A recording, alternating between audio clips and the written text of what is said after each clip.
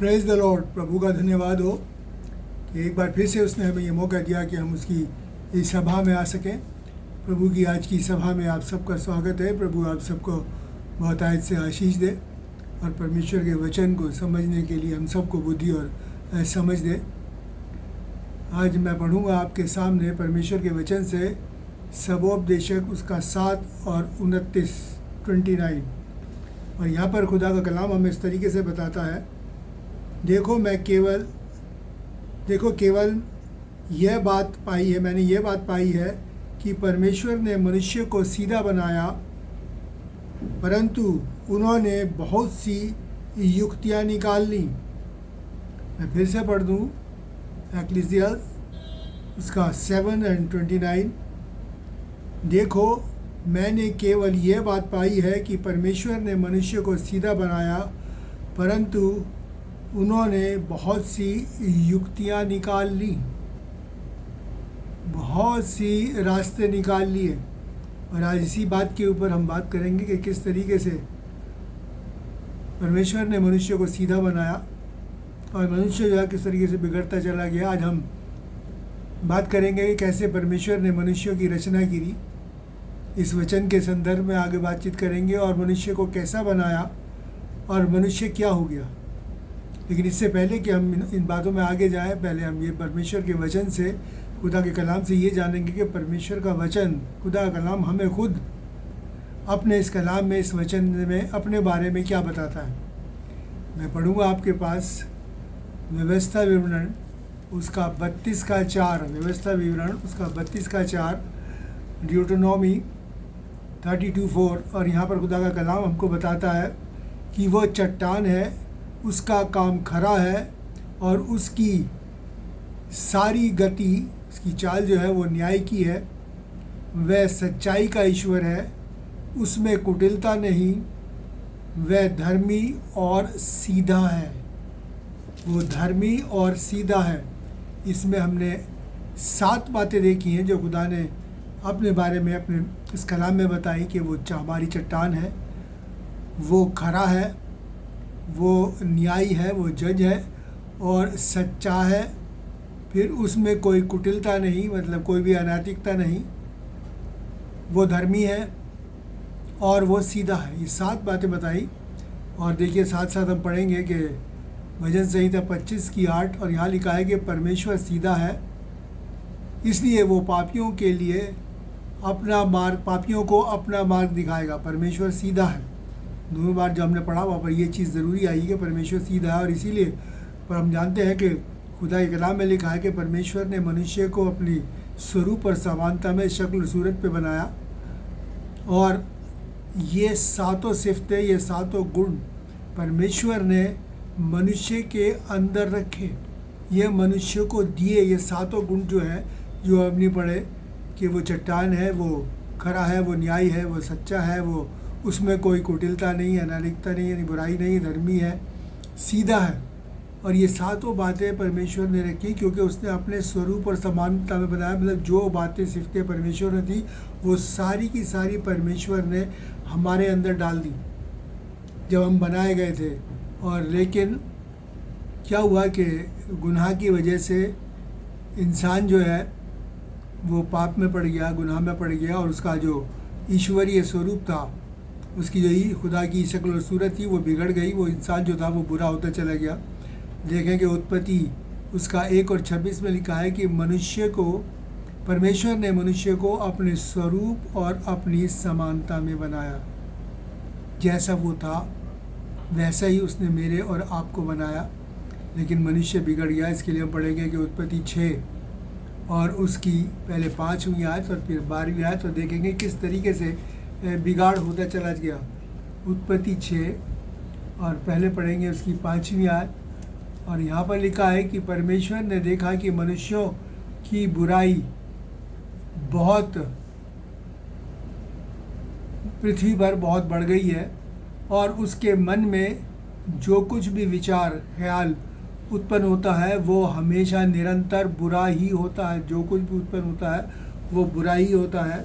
और इसके 12वीं आयत में देखेंगे, यहाँ लिखा है कि परमेश्वर ने पृथ्वी पर दृष्टि की तो क्या देखा कि वो बिगड़ी हुई है और सब प्राणियों ने पृथ्वी पर अपना चाल चलन बिगाड़ लिया है। सब प्राणियों ने इस ज़मीन पर अपना चाल चलन बिगाड़ लिया है, यानी कि बुरी तरह से बिगड़ गई और मन में सिर्फ बुराई के अलावा और कुछ नहीं उत्पन्न होता। और यही बात हमने आज के कलाम में पढ़ी, जो हमने सुबह में पढ़ा था, सबोपदेशक 7 और उसके 29 में, कि देखो मैंने केवल ये बात पाई है कि परमेश्वर ने मनुष्य को सीधा बनाया, परंतु उसने बहुत सी युक्तियाँ निकाल ली, बहुत से रास्ते अपने लिए निकाल लिए।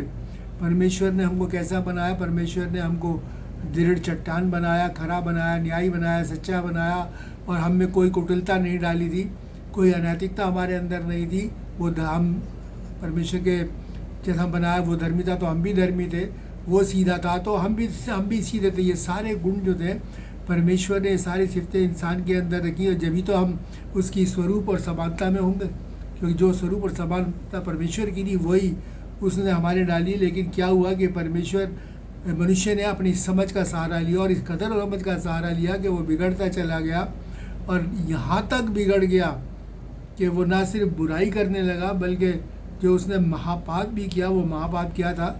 वो ये था कि अपने लिए खुद अपने ईश्वर बनाने लगा। यानी जिसने उसको सृजा, जिसने उसको बनाया, उसको छोड़ के उसने अपने लिए अपने ईश्वर बना लिए।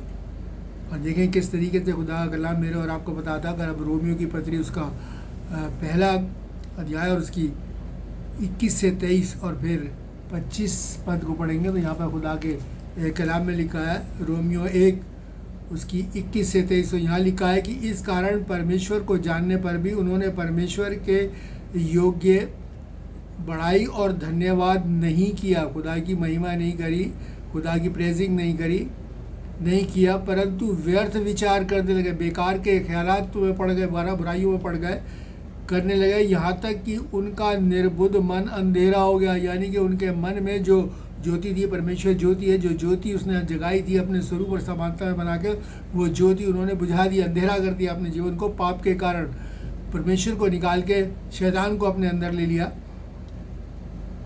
अंधेरा हो गया। वे अपने आप को बुद्धिमान जताकर मूर्ख बन गए, यानी कि अपने आप को सोचे कि हम तो बहुत अक्लमंद हैं, हम तो सारा कुछ कर सकते हैं। और लिखा है, परमेश्वर से कहता है कि वो मूर्ख बन गए। और क्या मूर्खता करी? कि अविनाशी, यानी ना हमेशा रहने वाले परमेश्वर, अविनाशी परमेश्वर की महिमा को नाशवान मनुष्यों, पक्षियों, चौपायों, रेंगने वाले जंतुओं की मूरत की समानता में बदल डाला। यानी कि अपने लिए उसने आइडियल्स बना लिए और वो उनमें लगा, इंसानों की परस्तिश करने लगा। वो किस चीज़ की परस्तिश करने लगा? पक्षियों की, चौपायों की, जानवरों की, रेंगने वाले जंतुओं की, इनकी इबादत करने लगा, इनकी आइडल बना के, इनकी स्टैचू बना के इनकी इबादत करने लगा। और उस सच्चे परमेश्वर को जिसने बनाया था उसको भूल गया, और देखिए कि उसकी समानता में बदल डाला। अब देखिए आगे 25वीं पद में क्या कहता है। 25वीं आयत में, उन्होंने परमेश्वर की सच्चाई को बदल कर झूठ बना डाला। यानी परमेश्वर सच्चा, जो हमने गुण अभी परमेश्वर के देखे, सिफतें देखी, वो इन चीज़ों में नहीं है जिनकी वो इबादत करने लगा। उसने मूर्ख बना डाला और सृष्टि की उपासना और सेवा की। मतलब वो किसको पूजने लगा? नेचर में जो चीज़ें थी उन्हें पूजने लगा। सूरज, चांद, सितारे, मार, किन चीज़ों में लग गया? जो सब चीज़ें परमेश्वर ने बना के कहा कि इन्हें अपने अख्तियार में ले लो, वो उनकी इबादत करने लगा, उनके अधीन हो गया। और ना कि उस सृजनहार की जो सदा धन्य है, यानी जिसने सब कुछ सृजा, सब कुछ बनाया, उसकी इबादत जोड़ के इन चीज़ों में जो है वो इंसान लग गया और बिगड़ गया। और ये बिगड़ने की हद पार कर गया। और इसलिए परमेश्वर ने अपने वचन में मेरे और आपको साफ बताया। और यहाँ पर लिखा है कि लेकिन फिर भी खुदा का प्यार, परमेश्वर का प्रेम मनुष्य के प्रति कम नहीं हुआ, क्योंकि उसने अपने स्वरूप और समानता में बनाया था। इसलिए वो निरंतर हमेशा ये कोशिश करता रहा कि किस तरीके से परमेश्वर ये कोशिश करता रहा कि मनुष्य को वापस उसी स्वरूप और समानता में लाए। और अपने कलाम के ज़रिए, अपने वचन के द्वारा उसने हमें नेक रास्ता दिखाया, और नेक और सीधा रास्ता दिखाया। क्योंकि हमने अपने रास्ते अपने आप बना लिए, बहुत से रास्ते बना लिए। परमेश्वर ने हमें एक रास्ता दिखाया था कि हम उसके ऊपर चलें, और लेकिन उसने अपने बहुत से रास्ते निकाल लिए और वो बिगड़ता चला गया। और परमेश्वर ने चाहा था कि इंसान जो है वो सच्चाई की तरफ लौट जाए, लेकिन नहीं, वो सच्चाई की तरफ लौटा बिगड़ जाए। और आज तक ये बिगाड़ जारी है, इंसान बिगड़ता जा रहा है और बुराई में बढ़ता जा रहा है, बुराई हद से ज़्यादा बढ़ती जा रही है। इसके साथ हम पढ़ेंगे दूसरा पतरस 1 और उसका चौथा पद, दूसरा पतरस 1 और उसका चौथा पद। और देखिए यहाँ पर खुदा का कलाम मेरे और आपको क्या बताता है, वो हमको सुधारने की जो कोशिश करता है उसके विषय में बताता है। 1 और 4 14, उसने हमें बहुमूल्य और बहुत सी प्रतिज्ञा दी हैं, बहुत से उसने हमें प्रोमिसेस दी हैं, बहुत ही बहुमूल्य मतलब बेशकीमत वो प्रतिज्ञा दी हैं, ताकि जिनके द्वारा हम उस सड़ाहट से छूटकर जो संसार में बुरी अभिलाषाओं से होती है, ईश्वरीय स्वभाव के सहभागी हो जाएं। यानी खुदा ने मेरे और आपको इतनी ज़्यादा ये बहुत सी प्रतिज्ञा दी हैं, बहुत से प्रोमिसेस दिए हैं, ताकि हम उनके अनुसार, खुदा के कलाम के अनुसार ज़िंदगी को बिताकर उस सड़ाहट में, उस बुराई में जिसमें हम पड़ गए थे, जो कि बिल्कुल सड़ी हुई चीज़ की तरह खुदा का कलाम बताता है, वो चाहता है कि उससे छूट जाए। संसार की अभिलाषा क्या है? हर किस्म की बुराई जो है वो संसार में, और उसकी अभिलाषा करना मतलब हर किस्म की बुराई में पड़ना। और खुदा ने अपना कलाम मेरे और आपको इसलिए दिया है कि हम उसको मुताबिक चले और संसार की सड़ाहट से छूटकर ईश्वरीय यानी खुदा के नेचर के मुताबिक बन जाए, उसके सहभागी हो जाए। यही खुदा की हमेशा इच्छा रही है, और इसीलिए वो चाहता रहा है कि मनुष्य ने ये कलाम जो हमको दिया है, वचन जो इसने हमें दिया है, ये इसीलिए दिया है कि हम इसके मुताबिक अपने आप को उसी स्वरूप और समानता में ढाल सके। देखिए कि उसने जो बातें मैंने बताई 7 बातें, पहली चीज़ है आप उनको देखेंगे कि किस तरीके से मनुष्य को, खुदा को, इंसान को बनाया और इंसान क्या होता चला गया। फिर पहली चीज़ खुदा में क्या लिखा जो हमने पढ़ा था कि वो चट्टान है। और इसको हम देखेंगे अगर यशाया 51 और उसका पहला पद देखें तो वहाँ पर लिखा है कि जिस चट्टान से तुम खोदे गए हो और जिस खदान से तुम निकाले गए हो उस पर ध्यान दो। यानी कि किस चट्टान से? हमारी सृष्टि किसने की? परमेश्वर ने, जो कि चट्टान है। हम उसी चट्टान से निकले हैं, उसी ने हमको बनाया। जब उसने हमको बनाया तो अपनी ज़िंदगी का दम हम में फूका, अपनी सांस हम में फूकी, तब हम जीवित प्राणी बने। यानी कि हम उसी से निकले। उसकी वो ज़िंदगी जो हमारे अंदर है वो वही है जो परमेश्वर की थी, जो मेरे बाप को दी। इसलिए उसने लिखा, उसने एक ही बूंद से सब आदमियों को बनाया, और इसलिए वो चाहता है कि हमारा आचरण, हमारा कंडक्ट भी वैसा ही हो जैसा ईश्वर का ईश्वरीय स्वभाव में मैं और आप ढलते चले जाएं। फिर देखिए कि और फिर धीरे धीरे परमेश्वर बताता रहा है कि आप क्या करते जा रहे हैं, हम क्या हो रहे हैं। और अगर हम व्यवस्था विवरण और उसका 32 और उसका 18वां पद पढ़ें, व्यवस्था विवरण 32 और उसका 18वां पद, और यहाँ पर 18वीं आयत में खुदा का कलाम मेरे और आपको क्या बताता है। यहाँ लिखा है कि जिस चट्टान से तू उत्पन्न हुआ उसको तू भूल गया, और ईश्वर जिसने तेरी उत्पत्ति की उसको भी तू भूल गया। यानी कि जिस चट्टान से तुम निकले हो तुम उसको भूल गए, उसकी सिफतों को भूल गए, उसे छोड़ के बुराइयों में लग गए, सड़ाहट में पड़ गए। और लिखा है कि जिस ईश्वर ने तेरी उत्पत्ति मतलब जिसने तुझे बनाया उसको भी भूल गया। हम उसको भी भूल गए। खुदा हमें याद दिला रहा है, खुदा हमें याद दिलाना चाहता है कि याद करो तुम किस चट्टान से निकले हो। है तुम्हारी हम चट्टान से जो भी चीज़ निकलती है, अगर मान लीजिए कॉपर की चट्टान से कॉपर निकलता तो उसमें कॉपर की गुण पाए जाते हैं, सिफतें पाई जाती हैं। जो सोना निकलता है खदान से उसमें सोने की सिफतें पाई जाती है। तो इसलिए खुदा कहता है कि तुम जिस चट्टान से निकले हो उसे देखो और तुम में मेरी सिफतें पाई जानी चाहिए, तुम में मेरी जो है खासियतें पाई जानी चाहिए, क्योंकि तुम मुझ में से निकले हो। और इसलिए वो कहता है कि उसके ऊपर ध्यान दो, क्योंकि हमारी हर ज़रूरत को खुदा पूरा करता है। और वो हमें याद दिलाता है बार बार कि हम भूल गए इस बात को याद कर लें कि हमारा बनाने वाला सच्चा और जीवता परमेश्वर है, जिसके अंदर ये खूबियाँ जिनके बारे में अभी हम जानेंगे, अभी हमने पढ़ा भी है, वो 7 खूबियाँ वो हमारे अंदर होनी ज़रूरी हैं। और परमेश्वर यही चाहता है। और देखिए वो क्या हमें और क्या बताता है। अगर हम पहला कुरिन्थियों 10 और उसका 4 पढ़े, पहले कुरिन्थियों 10 और उसका 4 पढ़े, तो यहाँ पर लिखा है कि सब ने एक ही आत्मिक जल पिया और वे आत्मिक चट्टान से पीते थे। आत्मिक चट्टान यानी परमेश्वर से चट्टान से पीते थे, और उनके साथ साथ चलती थी, और वे चट्टान मसीह था, यानी प्रभु यीशु मसीह वो चट्टान था। यानी कि वो हमारी हर ज़रूरतें पूरी करता चला आया है। अब तक हमारे परमेश्वर से फिरने के बाद भी, उससे अलग होने के बाद भी, उस सड़ाहट में पड़ने के बाद भी वो हमें भूला नहीं, उसका प्यार कम नहीं है, क्योंकि हम उसके बेटे बेटी हैं। कोई भी बेटे अपने बेटी बेटी से नफरत नहीं करता, चाहे वो बिगड़ जाए उसको वापस सुधारने की कोशिश करता है। इसी तरीके से परमेश्वर मेरे और आपके लिए करता है, और वो चाहता है कि हम भी उसी चट्टान के मुताबिक जैसा वो है वैसे ही मजबूत और दृढ़ बन जाए, जो ना टलने वाले हों, ना दाएं मुड़े ना बाएं मुड़े, किसी भी तरीके से हम किसी भी शैतान के बहकावे में ना आए।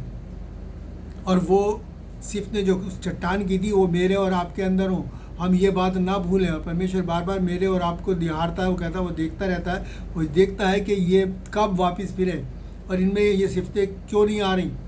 तो इसलिए वो मेरे और आपके लिए प्रबंध करता है और देखता है कि मैं और आप उन तमाम बातों को जो खुदा के कलाम में मेरे खुदा के लिए दी गई है वो मेरे और आपके अंदर होनी चाहिए, क्योंकि हम उसके स्वरूप और समानता में, इस बात को हम ध्यान करें, उसके गुण मेरे और आपके अंदर प्रकट होने चाहिए, दिखाई देने चाहिए, क्योंकि हम जिस चट्टान से निकले हैं उस चट्टान को भूल गए।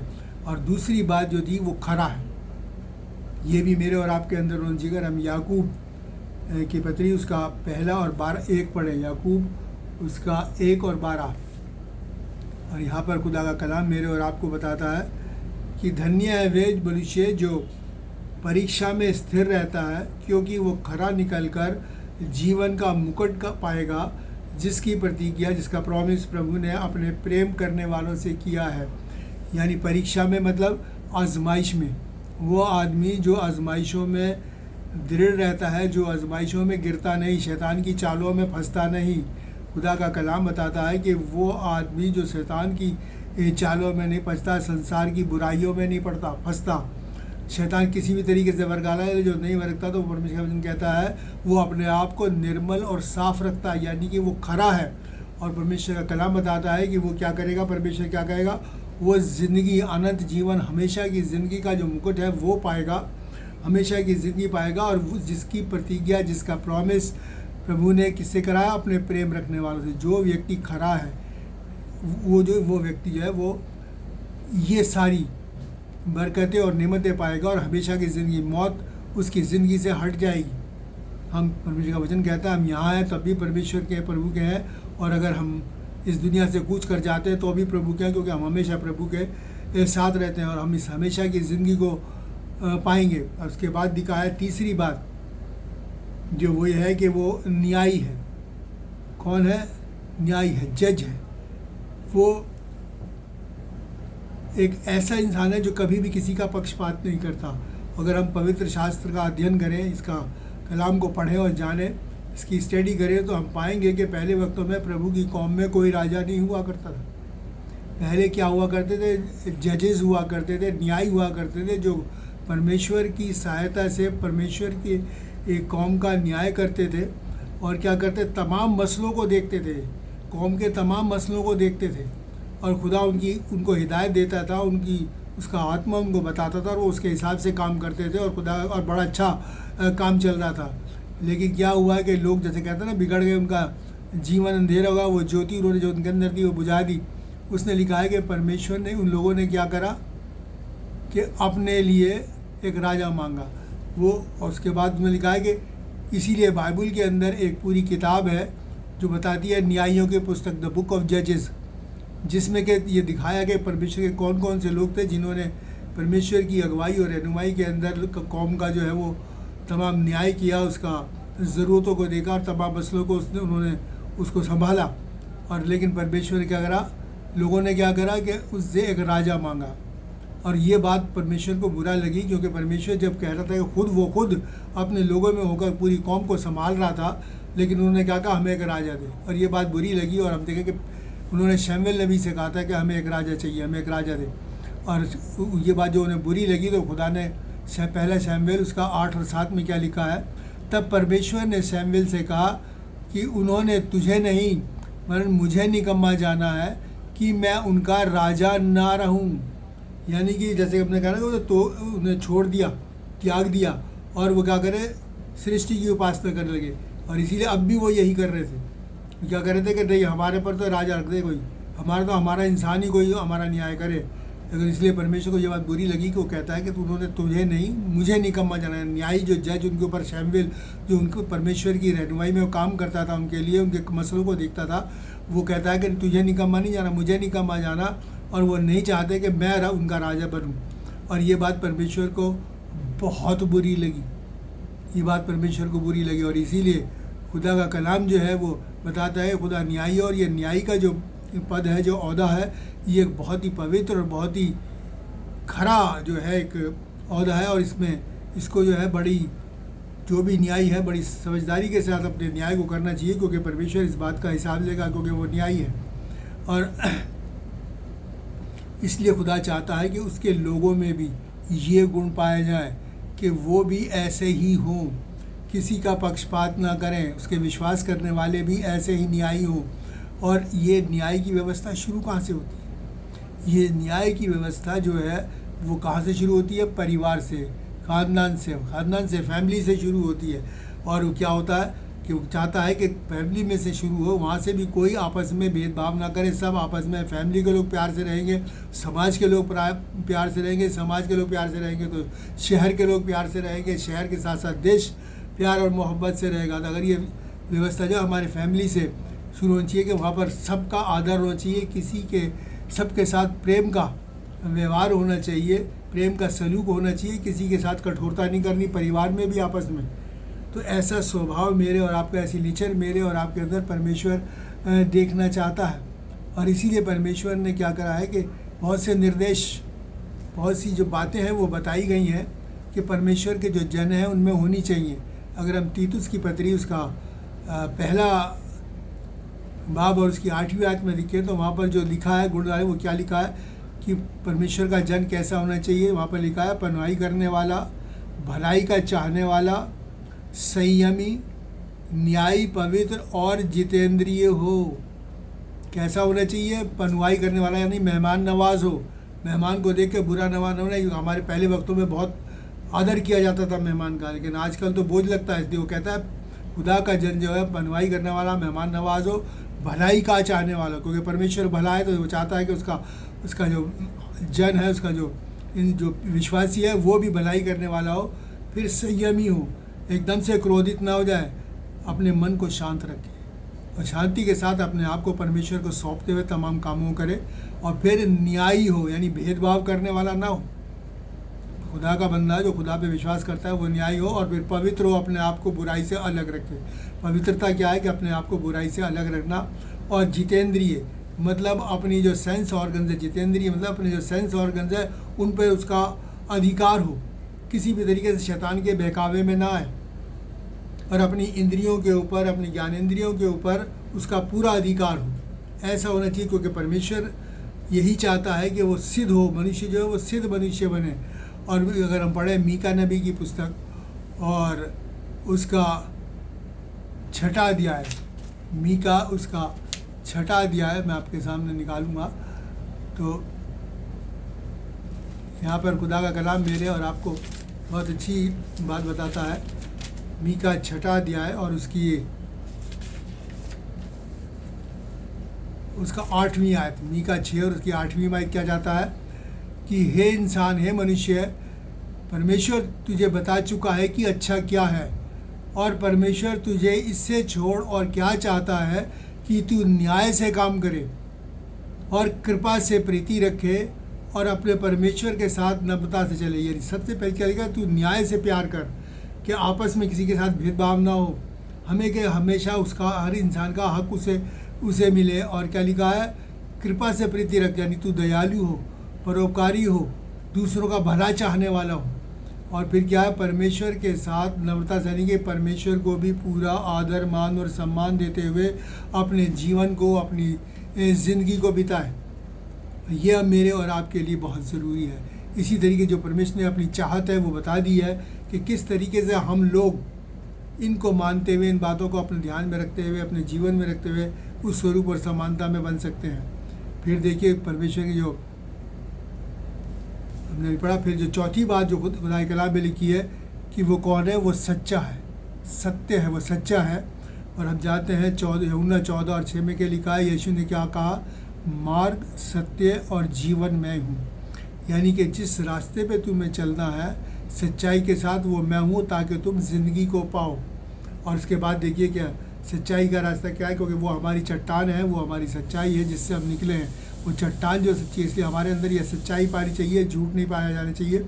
यूहन्ना 17 में क्या लिखा है, सत्य के द्वारा उन्हें पवित्र कर तेरा वचन, क्योंकि तेरा वचन सत्य है, तेरा कलाम जो है वो सच्चाई है। इसलिए जो इस कलाम के मुताबिक अपनी ज़िंदगी को व्यतीत करेगा, ज़िंदगी को बिताएगा, खुदा का कलाम बताता है कि सच्चाई, उस सच्चाई को अपनाने के ज़रिए हम पवित्र किए जाएंगे, क्योंकि हम सच्चाई जो है बुराई को नहीं अपना सकती। हम सच्चे के मार्ग पे चलेंगे। सच्चे का मार्ग कौन है? प्रभु यीशु मसीह। उसके बताए हुए, उसके हुक्म पे चलेंगे तो हम क्या होंगे? अपने आप को बुराई से दूर करके एक पाक साफ इंसान बन जाएंगे। और यही परमेश्वर की इच्छा है जो वो मेरे और आपके लिए चाहता है, क्योंकि इसी तरीके से पहला पतरस और उसका 1 और 16 में क्या लिखा है कि पवित्र बनो क्योंकि मैं पवित्र हूँ, पाक बनो क्योंकि मैं पाक हूँ, क्योंकि हमारा खुदा पाक है। इसलिए वो चाहता है कि हम सब पाक बने, पवित्र बने, बुराई को छोड़ दें, बुराई से हर किस्म का नाता तोड़ दें और खुदा के कलाम के मुताबिक अपनी ज़िंदगियों को व्यतीत करें। तब हम इस पवित्रता को पाएंगे, तब हम इस सच्चाई को अपना सकेंगे, जान सकेंगे कि वो क्या है। और फिर वो सच्चाई जो है हमें हमारी रक्षा करेगी और सच्चाई हमको क्या करेगी? शुद्ध और पवित्र करेगी। और फिर 5वीं बात उसमें लिखा है, वो क्या अभी हमने पढ़ा था कि उसमें कोई कुटिलता नहीं है। कुटिलता का मतलब ये है कि अनराइचियसनेस, कोई भी बुराई उसके अंदर नहीं है, वो बुरा नहीं कर सकता। परमेश्वर भला है, वो अब मेरे और आपका भलाई करता। अगर उसे बुराई करनी होती तो वो ये कलाम हमको नहीं देता। वो अपने प्रिय पुत्र प्रभु यीशु मसीह को इस धरती पे नहीं भेजता कि वो इतना दुख और तकलीफ़ उठाए, हाथों पैरों में कीले ठुकवाए, कोड़े खाए और उसके बाद में अपना बलिदान दे और मेरे और आपको बचाए। क्यों? क्योंकि वो पाक साफ है और इसीलिए उसमें कोई भी बुराई नहीं है। और बुराई ना होने के कारण उसने ये काम मेरे और आपके लिए किया कि हम भी ऐसे ही बन जाए कि हम में भी कोई कुटिलता ना हो, कोई बुरा ना। हमारी चट्टान जो है उसमें कुटिलता नहीं है, तो मेरे और आप में भी नहीं होनी चाहिए, क्योंकि हमें उसके गुण, उसकी सिफतें ध्यान को जाहिर करना है जो जिस चट्टान से मैं और आप निकाले गए हैं। इसलिए मेरे और आपके अंदर ये, क्योंकि जो ऐसा कुटिलता का काम करता है, बुराई का काम करता है, अनराइचियसनेस जिसके अंदर पाई जाती है, व्यवस्था विवरण उसकी 25 और 16 में क्या लिखा है कि जितने कुटिलता करते हैं वो परमेश्वर की दृष्टि में घृणित हैं, यानी परमेश्वर उनसे नफरत करता है। ऐसे लोगों से जो अपने दिलों में अभी तक बुराइयों को पाले हुए हैं, जो सिर्फ बुराई को ही सोचते हैं और बुराई करते हैं, तो वो परमेश्वर की दृष्टि में पाक साफ नहीं है, ना पवित्र है। और परमेश्वर उनसे अलग रहने को कहता है। और इसी तरीके से अगर हम पढ़ें दूसरा इतिहास उसकी 19 और उसके 7 में क्या लिखा है, मेरे और आपके परमेश्वर कहता है कि परमेश्वर में कुछ भी कुटिलता नहीं और ना वो किसी का पक्षपात करता और ना वो घूस लेता है। उसमें कुछ भी कुटिलता नहीं, कोई भी बुराई नहीं, और वो किसी का पक्षपात का मतलब फेवरेटिज्म, वो किसी का फेवरेटिज्म नहीं करता। वो सच्चा है और वो कहता है वो घूस नहीं लेता, वो रिश्वत नहीं लेता। क्यों लिखा है? इसलिए लिखा है, बहुत से लोग सोचते हैं दुनिया भर की बुराई से काला धन कमाया, इसका मार, उसका मार, इसका लूट, इसका खसोट करके, और सोचा कि हमने भैया धर्मशाला खोल दिया, हमने प्याऊ खोल दिया, हमने कुछ और ऐसा नेकी का काम कर दिया, तो सोचे कि परमेश्वर ने हमारे माफ़ कर दिया और हमारी जो ब्लैक मनी है, जो अधर्म की कमाई है, उसको भी वो अप्रूव करके पाक कर देगा। नहीं, हम पैसे से या धन से परमेश्वर को नहीं खरीद सकते। वो कहता है कि कुत्तों की कमाई मेरे भवन में मत लाओ, यानी बुराई से कमाई हुई दौलत मेरे भवन में मत लाओ, उसे मेरे पास मत लेके आओ, ना उसका चंदा दो, कुछ करो, मैं उसे ग्रहण नहीं करूँगा, क्योंकि उसमें पता नहीं कितने लोगों का खून, कितने लोगों के अरमान पीछे में जब तुमने उस धन को कमाया है। इसलिए वो घूस नहीं लेता। ये सोचो कि हम अपने काले धन को ऐसे करके पूरा और परमेश्वर के भले बन जाएंगे, तो ऐसा नहीं हो सकता। हमें बुराई को छोड़ना है, बुराई को अपने से दूर करना है। जकरिया को ध्यान करना है, जकई को, जिसने के परमेश्वर को ग्रहण करा और सब कुछ उसने कहा आधा मैं गरीबों को बांट देता हूँ, जिसका लिया उसे दे देता हूँ, और सब कुछ जो उसने नंबर 2 का कमाया था सारा वापस कर दिया, लोगों को दे दिया। और खुदा ने कहा कि आज इस घर में नजात आई है, आज इस घर के अंदर नजात आई है। तो मेरे और आपको वैसा ही बनना है। और खुदा के कलाम में बनाया को अगर पैसे से हमसे नहीं खरीदते, तो परमेश्वर जो है वो रिश्वत नहीं लेता, घूस नहीं लेता। इसलिए हमें भी अपनी चट्टान के मुताबिक बनना है कि हमें अपने आप में, अपनी ज़िंदगी में, अपने व्यवहार में उस नेकी को जाहिर करना है जो उस जिस चट्टान की है जिसमें से मैं और आप निकाल गए। छठी बात जो हमने लिखी थी क्या थी, वो सीधा है। जैसे कि हमने पढ़ा कि मनुष्य को सीधा बनाया, मगर उसने बहुत सी रास्ता निकाल दी। मतलब ये वो चालबाजी नहीं करता, वो धोखाधड़ी नहीं करता, और यही वो चाहता है कि मैं और आप भी ऐसे ही सीधे बने, क्योंकि उसने अपने स्वरूप और समानता में, शक्ल और सूरत में बनाया, तो इसलिए वो सिधाई मेरे और आपके अंदर डाली उसने, और वो चाहता है कि मैं और आप उसी में बने रहें। देखिए भजन संहिता 33 उसके 4 में क्या लिखा है, प्रभु का वचन सीधा है और उसके सब काम सच्चाई के होते हैं, उसके सारे काम सच्चाई के होते हैं। खुदा का कलाम जो है सीधा, खुदा क्या है, खुद प्रभु यीशु मसीह क्या है, परमेश्वर का वचन है, कलाम है, और वो कहता है वो सीधा है और उसके सब काम सच्चाई के होते हैं, उसमें कुछ भी बुराई नहीं है, इसलिए वो सीधे काम करता है, कोई लाग लपेट वाली बात नहीं करता प्रभु, और वो किसी किस्म के धोखाधड़ी की बात नहीं करता। और आगे देखिए नीति वचन 3 उसके 6 में क्या कहता है खुदा कलाम, उसी का ध्यान करके सब काम करना, तब वो तेरे लिए सीधा मार्ग यानी सीधा रास्ता निकालेगा। यानी प्रभु को अपने ध्यान में रखते हुए अपने सब काम करना, अपने सारे काम जो है प्रभु यीशु मसीह को ध्यान में रखते हुए करना, तब वो तेरे लिए सीधा मार्ग निकालेगा, टेढ़े मार्गों को तेरे रास्ते से हटा देगा, और तेरा वो सीधा मार्ग, जो मार्ग सत्य जीवन है, जो हमें प्रभु यीशु की ओर ले जाता है, जो हमें स्वर्ग की तरफ ले जाता है, वो मार्ग मेरे और आपको दिखाएगा, उस मार्ग में मेरे और आपको लेके चलेगा। और यही बात कुलसियों 3 और 17 के अंदर लिखी है। अगर हम कुलसियों 3 और उसके 17वां पढ़े, उसमें यहाँ क्या लिखा है कि जो कुछ भी करो वचन से या काम से, जो कुछ भी करो प्रभु यीशु मसीह के नाम से करो। यानी कि हमें हर काम प्रभु यीशु मसीह के नाम से शुरू करना है और प्रभु यीशु मसीह के नाम पर ही समाप्त करना है, तब वो हमारे लिए सीधा मार्ग निकालेगा, तब वो हमारे लिए सरल मार्ग निकालेगा। दुआ के साथ प्रभु यीशु से दुआ करना काम शुरू किया, आप कभी भी विफल नहीं होंगे, कभी भी वो आपको नीचे गिरने नहीं देगा। आपके काम, उसमें वचन में क्या लिखा है, वो जो काम करेगा, परमेश्वर का बंदा जो उस पर ईमान रखता है, जो वो काम करेगा वो सफल होगा, वो कामयाब होगा। ये खुदा का कलाम है, मैं नहीं कह रहा। इसलिए मेरे और आपको हर काम जो है प्रभु के नाम से, प्रभु यीशु के नाम से शुरू करना है, और ख़त्म होने पर उसका धन्यवाद करना है कि प्रभु तेरा धन्यवाद हो। तो ऐसी सीधाई मेरे और आपके अंदर होती है। 7वीं बात जो लिखी है कि वो धर्मी है, वो धर्मी है। और देखिए रोमियो उसका 10 और 2 और 3 मैं आपके सामने पढ़ूंगा। रोमियो 10 और 2 और 3 यहाँ पर खुदा का कलाम क्या बताता है, देखें।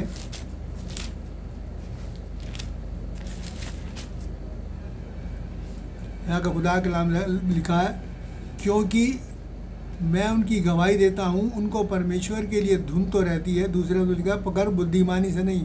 बहुत से लोग ईश्वर के पीछे जाते हैं, लेकिन वो कहता है उनको धुन तो है, बुद्धिमानी से नहीं। इसीलिए खुदा कलाम क्या कहता है कि उन्होंने अपने लिए अलग रास्ते निकाल लिए, बहुत से मार्ग निकाल लिए, और वो परमेश्वर को छोड़कर फ़र्क चीज़ों की उपासना करने लगे, इबादत करने लगे। इसलिए कहता है उन्हें परमेश्वर के लिए धुन तो है कि परमेश्वर है, ये तो जानते हैं, लेकिन वो क्या करें, रास्ते उनके गलत हो गए। उन्होंने खुदा का रास्ता छोड़ के अपने रास्ते निकाल लिए, क्योंकि वे परमेश्वर की धार्मिकता से अनजान होकर अपनी धार्मिकता स्थापित करने का यत्न करने लगे, कोशिश करने लगे। उन्होंने परमेश्वर की धार्मिकता को भूल गए, जिसमें जो उसने मेरे और आपके अंदर रखी थी।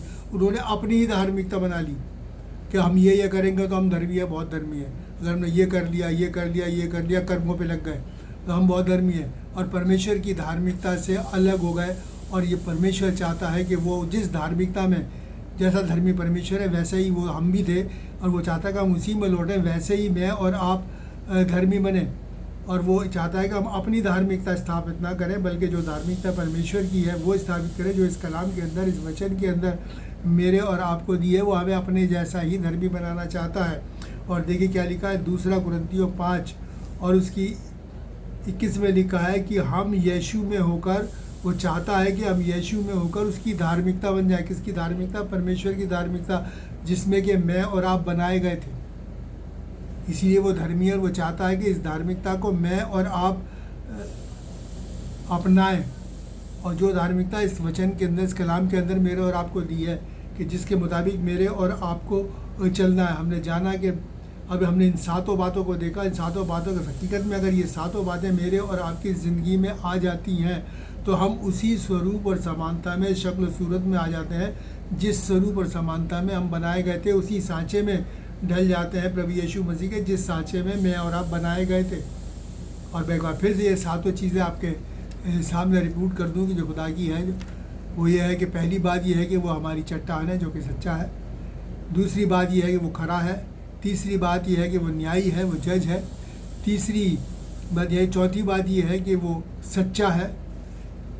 पांचवी बात है उसमें कोई कुटिलता नहीं, उसमें कोई बुराई नहीं, कोई अनराइचसनेस नहीं। छठी बात यह है कि वो सीधा है। और सातवीं बात यह है कि वो धर्मी है।